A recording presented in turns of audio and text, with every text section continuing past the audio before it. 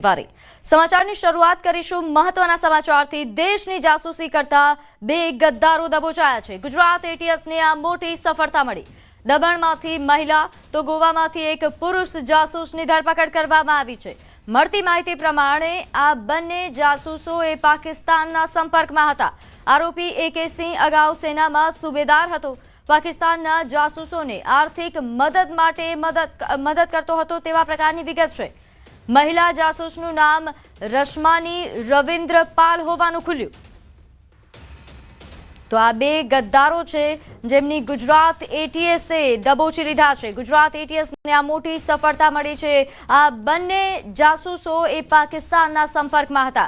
મળતી માહિતી પ્રમાણે દમણથી મહિલા જાસૂસ તો ગોવાથી પુરુષ જાસૂસની ધરપકડ કરવામાં આવી છે। વધુ વિગત સાથે મારી સાથે સંવાદદાતા નવીન જોડાઈ ગયા છે। નવીન, બે જાસૂસો આ બે ગદ્દારો દબોચાયા છે, શું વધુ વિગત? પ્રીતિ, જે રીતે ગુજરાત એટીએસે સૌથી પહેલા દમણમાંથી એક મહિલાની ધરપકડ કરી હતી, તે ભારત જે ગુપ્ત માહિતી છે અને જે પાકિસ્તાનના જાસૂસો છે તે લોકોને આર્થિક મદદ પહોંચાડવાનો આરોપ હતો। તે મહિલાની દમણમાંથી ધરપકડ કર્યા બાદ તપાસ કરતા જાણવા મળ્યું કે તેની પાછળ જે છે તે ગોવાનો AK સિંહ કરીને જે છે વ્યક્તિ, તે આર્મીમાં સુબેદાર રહી ચૂક્યો છે અને તે પાકિસ્તાનના ડાયરેક્ટ સંપર્કમાં હતો અને જે ભારતની જાસૂસી કરી માહિતી મોકલતો હતો, સાથોસાથ ભારત માટે જાસૂસી કરતા જે લોકો છે તે લોકોને આર્થિક મદદ પહોંચાડવા માટે પણ મદદ કરતો હતો। તો આ બંનેની ધરપકડ કરીને ગુજરાત એટીએસ અત્યારે અમદાવાદ લઈ આવી છે અને બંનેની પૂછપરછ કરી રહી છે અને તેમની સાથે બીજા કોણ કોણ સામેલ છે અને કેટલા સમયથી આ લોકો આ પ્રકારે ઘટનાને અંજામ આપી રહ્યા હતા તે તમામ દિશામાં તપાસ હાથ ધરવામાં આવી છે। પ્રીતિ, જી આભાર માહિતી આપવા બદલ। સમાચારમાં આગળ વાત કરીએ। અમદાવાદ ગાંધીનગરના શિક્ષકો માટે મોટા સમાચાર। શિક્ષકોને ફરી નવી કામગીરીનો બોજો। જન્મ પ્રમાણપત્ર આધારિત મેપિંગનો આદેશ આપવામાં આવ્યો છે। 14 લાખ વિદ્યાર્થીઓના જન્મ પ્રમાણપત્ર આધારિત મેપિંગ કરવાની છે।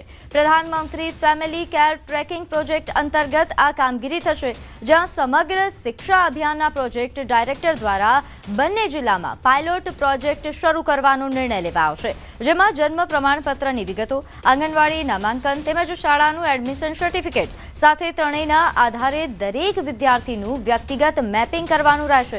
20 ડિસેમ્બર સુધી તમામ સરકારી, ગ્રાન્ટેડ અને ખાનગી શાળાઓને મેપિંગ પૂર્ણ કરવાનો નિર્દેશ કરવાનો છે। તો શિક્ષકોમાં નારાજગી છે કે મતદાર યાદીમાં ચાલતા સર્વે વચ્ચે હવે ફરી નવા બોજાની એન્ટ્રી થઈ ગઈ છે। ત્યારે વધુ વિગત સાથે મારી સાથે સંવાદદાતા ગીતા જોડાઈ ગયા છે। ગીતા, હાલ આ SIRની કામગીરીમાં શિક્ષકો ફસાયા છે, તેનો બોજો તેમની માથે છે અને હવે આ નવો બોજો?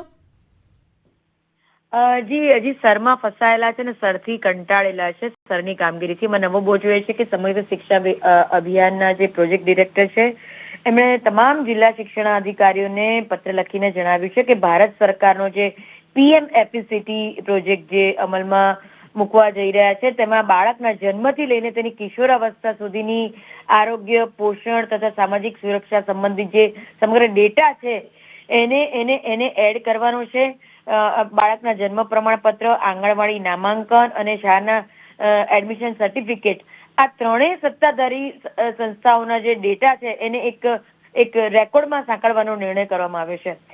હું આપણે જણાવવા માંગીશ કે ગુજરાતમાં પહેલેથી જ ચાઇલ્ડ ટ્રેકિંગ સિસ્ટમ કાર્યરત છે અને હવે આ સિસ્ટમને PM એફિસિટી સાથે સમન્વય કરવાનો છે અને એના માટે શિક્ષકોએ ક્લાસ વાઇઝ દરેક વિદ્યાર્થીની વિગતો ચકાસી તેના જન્મના પ્રમાણપત્રમાં દર્શાવેલી તમામ જે વિગતો છે, જિલ્લો, તાલુકો, ગામ, જન્મસ્થળ, જન્મ તારીખ એક સરખી છે કે નહીં એ મેળ ખાતી રાખીને જે મેપિંગ કરવાનું છે એ કામગીરી શિક્ષકોને સોંપી છે। એટલે એક તો શિક્ષકોનો બોજો એવી રીતે વધ્યો છે કે મતદાર યાદીની બે એન્ટ્રીઓ, બોગસ એન્ટ્રી દૂર કરવાની જે સર્કની કામગીરી છે એ સિવાય જે વિવિધ શૈક્ષણિક જે પ્રશાસનિક કામગીરીઓ તેમની પાસે છે, શિક્ષકોને પાસે પહેલેથી જેમને પ્રેશરમાં રાખે છે અને હવે ઉપરથી PM એફિસિટી પ્રોજેક્ટનું મેપિંગ કામ પણ તેમના માથા પર મુકાતા હવે શિક્ષકોમાં અસંતોષ વધ્યો છે। શિક્ષક સંગઠનોના પ્રતિનિધિઓનું કહેવું છે કે સરકાર શિક્ષકોને સર્વજ્ઞ સેવા અધિકારી સમજી લે છે।